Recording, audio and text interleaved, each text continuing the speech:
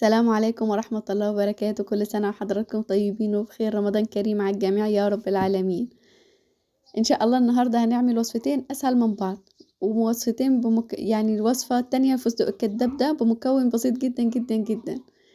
النهاردة إن شاء الله هنعمل الفستق الكداب اللي أغلب محلات الحلويات بتحشي بيه الحلويات بتاعتها، وإحنا مفكرينه فستق عادي، يعني مفيش أي مشكلة. وصفة جدا سهلة وجدا بسيطة وما فيهاش أي تعقيدات بإذن الله. وهنعمل كمان الشربات للمبتدئين من غير ما يسكر معاكي، الجامد جدا جدا بشوية حاجات كده بسيطة جدا. لو متعرفيش يعني ايه شربات أصلا هيطلع معاكي ناجح جدا جدا ان شاء الله. النهارده نصلي على الرسول اولا عليه افضل الصلاه واشرف السلام وعلى اله وصحبه اجمعين. معايا كوبايتين من السوداني او الكرك، في بعض الدول اسمه الكرك اعتقد الجزائر، واحنا هنا في مصر يعني ناس بتقول عليه السوداني، ناس بتقول عليه فول عادي يعني. ومعايا كوبايتين منهم اللي هي الكوبايات المعياريه اللي هي وزن 250 جرام، ومعايا معلقتين ميه، ومعايا اللون الاخضر ده، وفي ازازه زي اللون دي اسمها طعم الفستق. مش حابه تحطي طعم الفستق ده عادي يعني، انت هتلاقيها بحوالي 10 جنيه عند اي عطار او عند اي محل حلويات. لو مش حابه تحطيها عادي والله، هو مش هيبان انه طعمه فول اصلا بعد ما يتحمص وكده ويتضرب في الكبه مع اللون، ولما بتحطيه شكله اصلا مش هيديك ان ده فول نهائي. بس هنا حسيت ان اللون خفيف اول ما حطيته، فبدات اغمق اللون تاني لغايه ما اداني الدرجه اللي انا محتاجاها. نتابع مع بعض ان شاء الله الفيديو للنهاية، واللي ما عملش لايك ينزل يعمل لايك بإذن الله. بصي كده هقلبها، وانا ده ما اخدتش الكوبايتين كلهم، انا اخدت منهم نص وحطيتهم هو على جنب، نص الكوبايه حطيته على جنب، وهحط عليه نص تاني بعد ما اقلب.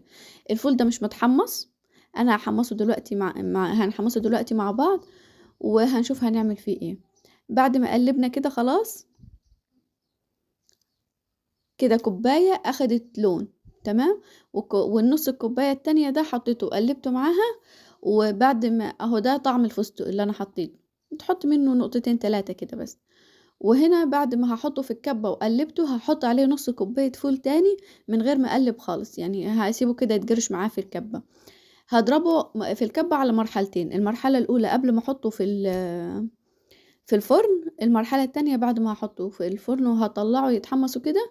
هقول لكم دلوقتي اللون المظبوط اللي احنا محتاجين ان احنا نوصل له علشان يبقى مظبوط معانا وما يتحرقش ولا اي حاجة. هجرشه بس كده اللي هي جرشة خفيفة كده في الكبة، وهحطه في الصينية وهحطه في الفرن، ومش هشغل فوق بس مش هشغل تحت، علشان احنا بس محتاجينه يتحمص يعني. هنا كنت احطه في البولة، بعدين قلت لا انا هحطه في الصينية على طول.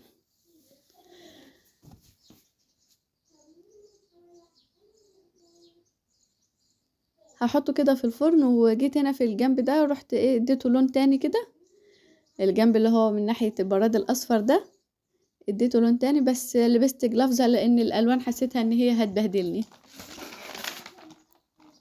في الفرن بقى اهو حطيته هنا كده خلاص، كنت طلعته وبتحمصيه كده يدوب اهو. حابه اوريك اللون، بس بتحمصيه يدوب كده، اللون الابيض هتلاقيه اخد لون وتحمص، اللون الاخضر مش هتعرفي اللون بتاعه،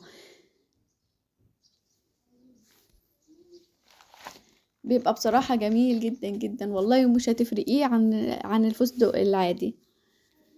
واضربيه براحتك بقى، عايزاه ناعم عايزاه خشن براحتك خالص.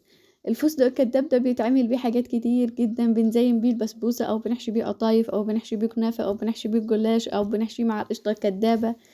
الفستق بيتعمل بيه حاجات كتير جدا بصراحه. شايفين لونه؟ شايفين لونه؟ عايزه اقول لكم شامين ريحته.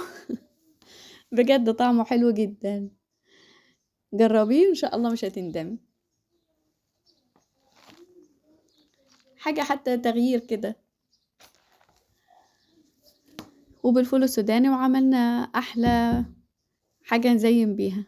انا والله عايزه اقول لكم ان الكاميرا ظالمه فعلا، اللون بتاعه والله جميل جدا، والتدريج في الالوان الاخضر والابيض مع التحميصه كده، بجد والله لونه جميل جدا. هندخل بقى نعمل الشربات. هنحط كوبايتين ميه وكوبايتين سكر، وفي كده معلومات مغلوطة بتتقال كده في بعض القنوات، انك لما تقللي نسبة السكر هو اللي بيخليها مثلا تسكر، او ان هي بتخليها، لا خالص. انتي لو حابة ان هو تقيل حط مثلا كوباية مية وكوباية سكر، حابة ان هو لا مظبوط كده فحطي كوبايتين ميه وكوبايه سكر. انا حطيت كوبايتين ميه وكوبايتين سكر وحطيت عصره ليمونه وقلبتهم كويس جدا، او حتى اضربيهم بالخلاط، اضربيهم بالهاند بلندر. المهم انك لما تنزلي بيهم في الحله ما تجيش جنبهم نهائي، يعني ايدك دي ما تتحطش في الحله خالص، لان سبب تسكير الشربات انك لما كده على الجناب بتبقى فيه اللي هي تحسي فيه كده ايه الخط الابيض كده، ده لما بتقلبي بينزل لتحت، هو ده اللي بيخلي الشربات تسكر معاكي. شايفين لونها كده واهو قوامها جميل جدا، بس الفيديو كمان كان سريع وهي كانت لسه سخنه. اما حطيتها في التلاجة تقلت معايا وبقت جميله جدا. لو عجبتك الوصفه وعجبتك القناه يشرفني اكيد اشتراكك فيها وتفعيل زر الجرس عشان يوصلك كل جديد باذن الله. واكيد ما تنسنيش في الدعوه الحلوه. السلام عليكم ورحمه الله وبركاته. السلام عليكم.